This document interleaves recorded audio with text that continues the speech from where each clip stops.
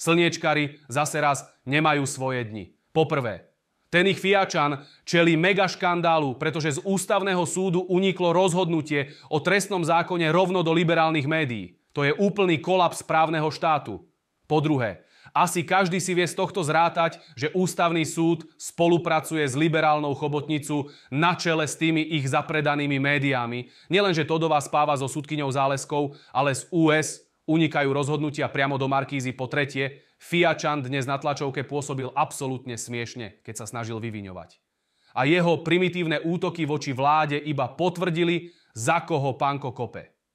Po štvrté, Fiačanovci rozhodli politicky, dali to na progresívnych aktivistov, strápnili sa pred odbornou verejnosťou a ešte aj vyšlo na povrch, že sú napojení na liberálne médiá. To sa nedá rozchodiť, pán Fiačan. Je čas ísť. Po piaté, liberálne médiá sú v totálnej defenzíve ohľadom ústavného súdu a do toho ešte došiel rozsudok, že som na súde porazil ESET.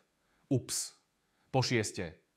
Viete si predstaviť, ako musia zúriť, keď sú nútení uverejniť titulok Bláha vyhral spor s firmou ESET?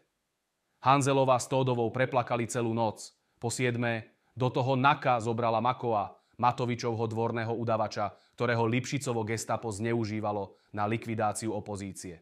Po 8. Len si predstavte, keď začne tento gauner spievať o Matovičovi a Lipšicovi, to bude mňamka. Hovorím, nemajú svoje dni po 9.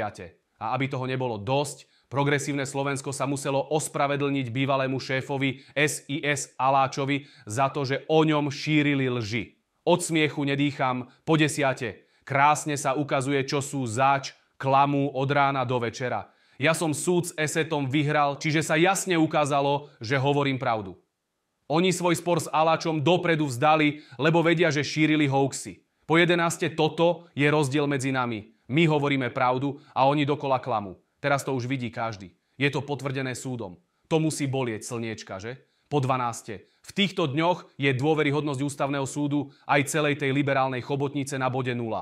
Schytávajú z každej strany. Po 13. Výborne sa zabávam aj na tom, ako Eduard Chmelár vyzametal podlahu s extrémistami zo Zomry. Už dlho ich tak niekto nezosmiešnil. Po 14.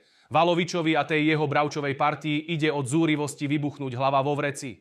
Konečne sa potvrdzuje, že Zomri funguje iba ako tupý progresívny kakomet. A chlapci na tom nechutne zarábajú. Po 15. Ukazuje sa jedno. Bojovať sa vypláca. Aj s takými oligarchami, ako sú milionári z ESETu. Niekedy to trvá dlhšie, ale nakoniec pravda zvíťazí a liberálnu čobotníku porazíme. Len teraz neviem, či mám poslať kapesniček do prezidentského paláka, do centrály ESETu alebo do redakcie denníka N. Čo myslíte, kde plačú najviac?